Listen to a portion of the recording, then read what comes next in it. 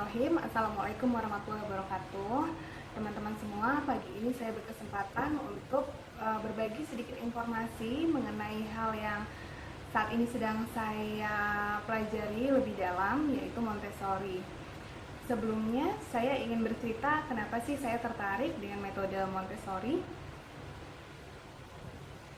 Nah, hal ini berawal dari kebingungan saya sebagai orang tua ketika anak saya sudah masuk usia toddler.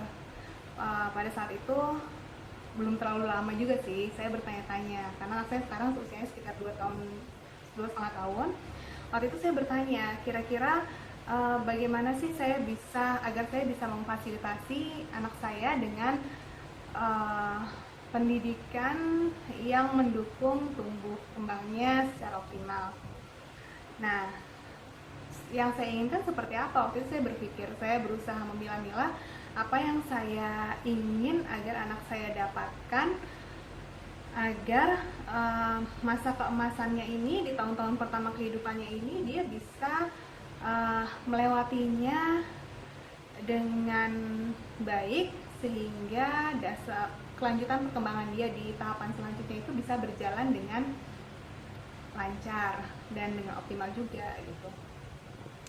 Akhirnya saya mencari informasi ke sana kemari, dan di satu titik saya mendapati satu orang tua dari grup WhatsApp postpartum. Waktu itu dia bercerita, dia juga sepertinya mengalami kebingungan yang sama.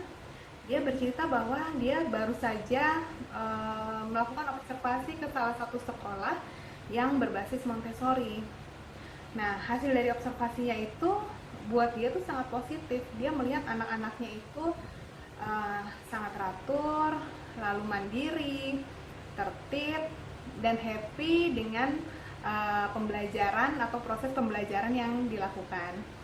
Dari situ saya tertarik, walaupun sebelumnya saya sudah pernah dengan Montessori, tapi saya tuh nggak terlalu aware dengan sebenarnya apa sih bedanya Montessori dengan sekolah konvensional gitu. Nah, berdasarkan dari situ saya mulai mencari, memangnya Montessori itu apa sih gitu, bedanya apa sih dengan sekolah preschool konvensional. Walaupun sebenarnya tujuan saya itu bukan untuk memasukkan anak saya ke PAUD atau ke preschool, justru saya ingin membekali diri saya dengan metode apapun itu, sehingga saya bisa melakukan memfasilitasi anak saya di rumah gitu. Nah, setelah saya baca perbedaan Montessori dengan metode lain yang konvensional, ya saya menyebutnya, itu antara lain adalah kalau Montessori itu pusat pembelajarannya adalah di anak. Kalau pendidikan konvensional itu pusatnya ada di guru. Lalu Montessori ini mendorong anak untuk aktif, sementara metode yang lain biasanya yang aktif adalah si guru atau orang tuanya. Dan yang ketiga, Montessori itu mendorong anak untuk terus mencintai proses belajar. Wah, ini kan menarik banget buat saya gitu kan, karena saya sempat dengar ketika anak-anak, banyak orang tua yang karena juga tuntutan di sekolah dasar ya, jadi di masa usia dininya anak-anak sudah dicekoki oleh misalnya calistung ya, bukan calistung, lalu juga diajarkan membaca. Itu salah nggak sih? Ternyata setelah saya belajar Montessori itu tidak salah. Dia malah diajak belajar membaca dan berhitung, itu tidak salah, tapi metodenya yang seperti apa gitu. Dan dengan metode Montessori ini kok bisa ya anak tuh sangat fun, bahkan ketagihan untuk belajar bahasa dan matematika seperti itu. Akhirnya saya memutuskan untuk mengikuti satu pendidikan Montessori diploma, dan hingga saat ini gitu tujuannya hanya itu, untuk bisa memfasilitasi anak saya. Nah, apa sih yang saya dapat gitu? Apa sih akhirnya yang saya ketahui tentang yang saya dapat saya pelajari tentang Montessori?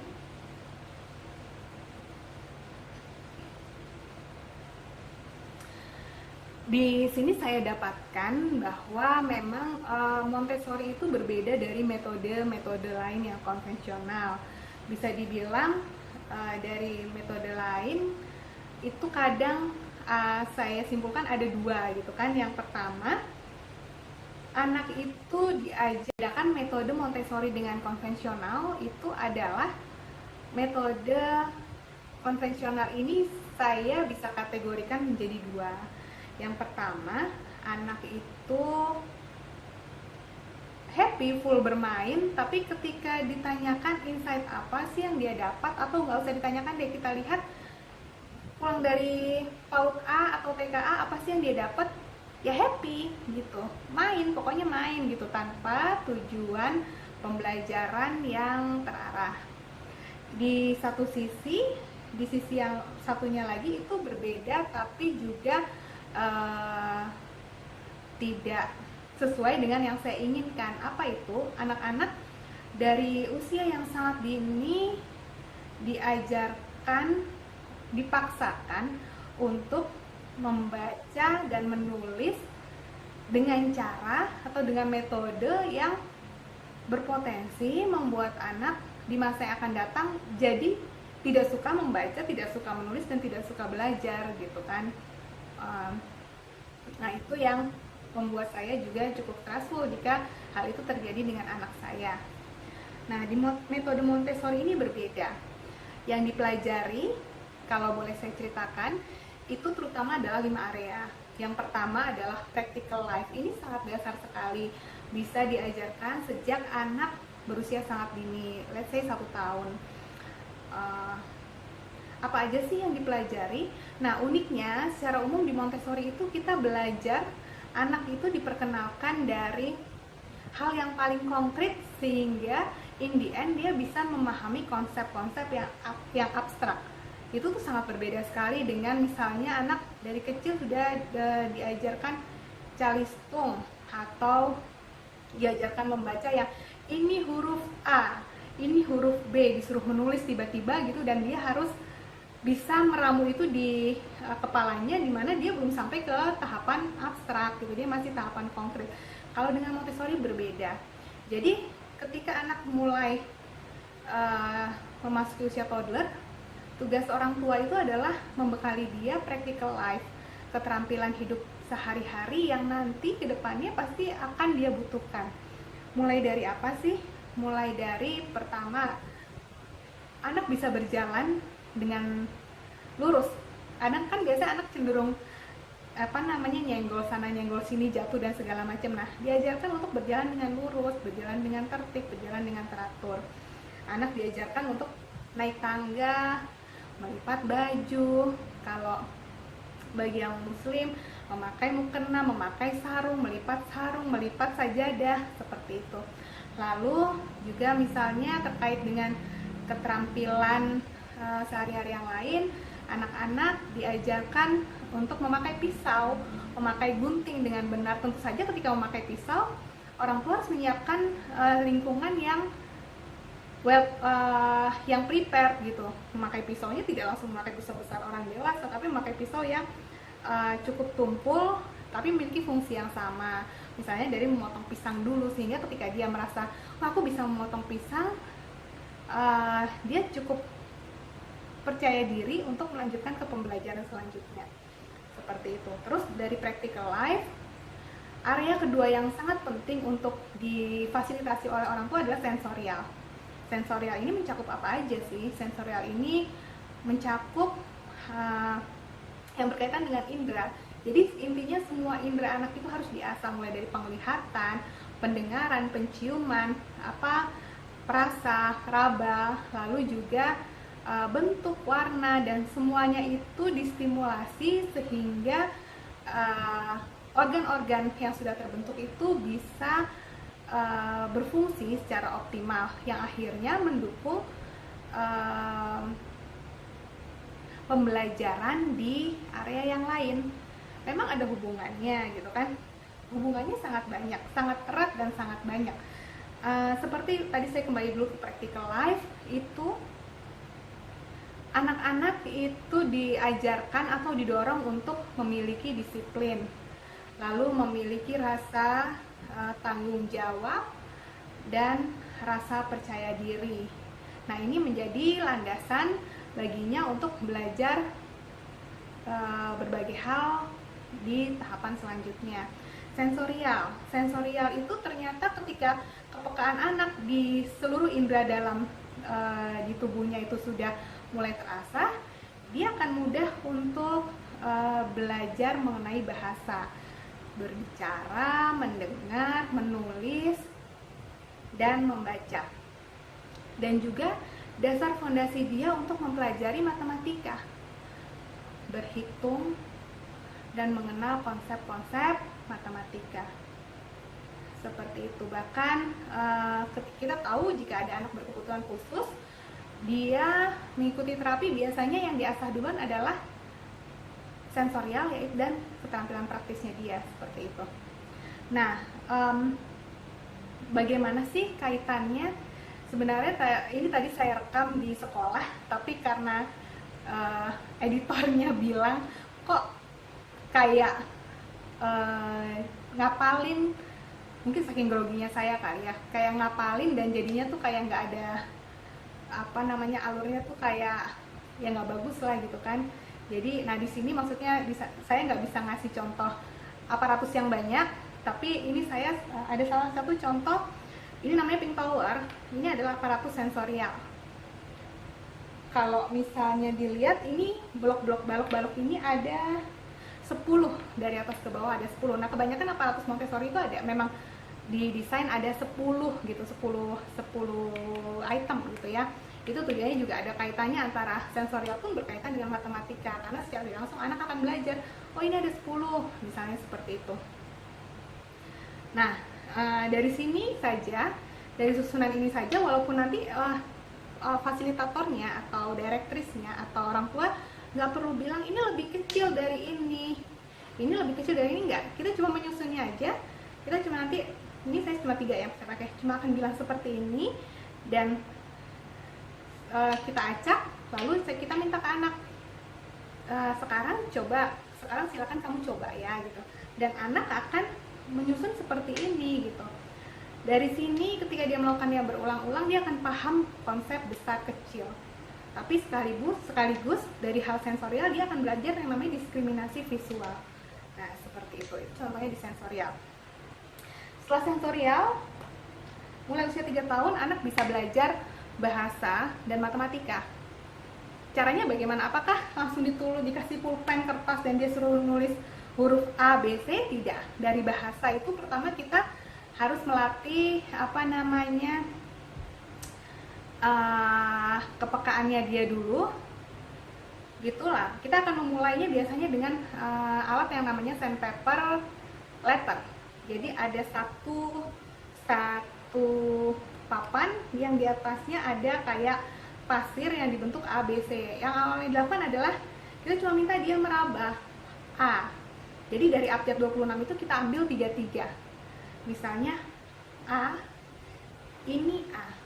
Silahkan kamu coba dan ulangi, sebutkan huruf A. Ya kan seperti itu. A. Ini B. Silahkan kamu coba dan ulangi B. Jadi benar-benar bertahap. Nah, selalu yang dilakukan adalah mengenalkan hal yang paling konkret hingga dia bisa mendapatkan konsep yang sangat abstrak. Itu adalah keunikan dari Montessori. Seperti itu. Selanjutnya matematika juga sama. Dia akan diperkenalkan dulu dengan yang namanya batangan-batangan atau number rows. Di situ dia kenal konsep 1 itu segini loh, 2 itu segini, 3 segini, segini, dan segini. Tanpa kita bilang ini 1, 2, 3. Tidak itu dulu. Yang penting dia membedakan dulu. Yang penting anak itu belajar dulu sedikit dan banyak. Konsep sedikit, konsep banyak, sampai akhirnya yang paling sedikit ini namanya 1. Bahkan juga diajarin yang nggak ada apa-apanya ini namanya kosong ya, 0 ya gitu. Itu sampai diajarkan seperti itu. Nah, itu sensorial. Lalu yang keempat adalah itu tadi matematika. Yang kelima adalah culture. Nah, di sini culture ini ternyata sangat luas sekali. Pemahaman saya kan culture itu hanya berhubungan dengan budaya negara, budaya suatu daerah dan segala macam. Tapi ternyata culture itu juga ketika kita belajar tumbuhan, ketika kita belajar proses pertumbuhan dari tumbuhan, kita belajar mengenai hewan, belajar siklus hidup hewan, lalu kita belajar tentang apa namanya sejarah hidup manusia atau sejarah hidup alam semesta, sejarah alam semesta itu masuk culture gitu. Di samping tadi mengenai daerah, mengenai negara, mengenai flora dan fauna dan sebagainya, dan semua itu diajarkan juga bukan anak disuruh menghafal, tapi dari hal yang paling konkret, diajarkannya seperti itu. Lalu, nah itu 5 area. Jadi kesimpulannya, saya belajar Montessori selama ini, saya merasa punya bekal yang cukup untuk anak saya yang saat ini umurnya 2,5 tahun, sudah bisa mulai mempelajari Montessori dari hal yang paling basic gitu. Dan harapan saya, akhirnya saya trial juga sih ke anak saya gitu. Saya ikutkan dia ke satu sekolah Montessori, cuma trial gitu kan, yang akhirnya justru saya banyak berdiskusi dengan si ownernya yang menginspirasi saya juga gitu. Jadi saya lihat dia satu kali masuk di sesi itu, saya diberikan rekaman videonya karena saya nggak boleh ikut di situ, dan dia itu sangat tekun sekali untuk belajar waktu itu practical life ya, memindahkan benda-benda kecil dari satu tempat ke tempat lain gitu. Nah ternyata apa yang saya pelajari memang saya temukan di anak saya gitu kan. Kadang kan kita lihat, padahal aparatus atau Montessori itu cuma kayak satu jar, misalnya satu bowl, satu mangkok lain, lalu ada alat kayak pinset gitu ya. Apa sih serunya dibandingkan mainan yang lain yang warna-warni gitu kan? Tapi ternyata di situ tuh dia sangat menikmati sekali, kelihatan sekali dia memindahkan satu, dan kelihatan rentang konsentrasinya juga cukup baik. Dan pulangnya ketika saya tanyakan, Esme gimana tadi? Esme suka. Udah sampai rumah dia bilang, Mama besok Esme sekolah lagi ya. Jadi itu cukup menggembirakan sih buat saya. Dan saat ini di rumah 1-2 hal juga saya lakukan berdasarkan prinsip-prinsip Montessori yang saya pelajari. Kira-kira seperti itu teman-teman. Pada prinsipnya saat ini saya merasa saya sudah menemukan satu metode untuk mengoptimalkan tumbuh kembang anak saya di masa keemasannya. Kalau kata Maria Montessori, kan masa keemasan anak itu ada di 6 tahun pertama, karena semua organnya di situ sedang berkembang, dan tugas kita sebagai orang tua adalah menstimulus, membantu anak untuk mengedukasi dirinya sendiri untuk mengoptimalkan organ-organ yang berkembang tersebut sehingga berfungsi dengan baik secara fisiknya dan juga secara psikis optimal di masa yang akan datang. Sekian dari saya.